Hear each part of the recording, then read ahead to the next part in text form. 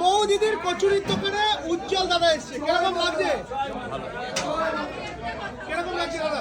দারুণ দারুণ দাদা, এই একটা বাচ্চা মেয়ে হ্যাঁ। আজকে ও এত দূর যে কোনো কাজে একটা সাফল্য যাচ্ছে, আমাদের সবাই ওকে সাপোর্ট করা দরকার আছে। আচ্ছা, একটা স্টেশন থেকে উঠে আসা উজ্জ্বল, জোরে বলছি, জোরে বলছি, মৌ দিদির দোকানে আসছে উজ্জ্বল দাদা, কিরকম লাগছে বলো? ভালো ভালো কিরকম লাগছে? ভালো। আচ্ছা, আজকে স্টেশন থেকে একটা তার হোটেল কিংবা ছোটখাটো একটা দোকান, এবার বলো, এবার বলো উজ্জ্বল দা, বলো আমি একটুখানি পরে বলি, চিল্লামিলি তো মাথা কিরকম লাগছে সেটা বলো। ভালো লাগছে দাদা, ভালো লাগছে। আমি বাইরে যাই একটু।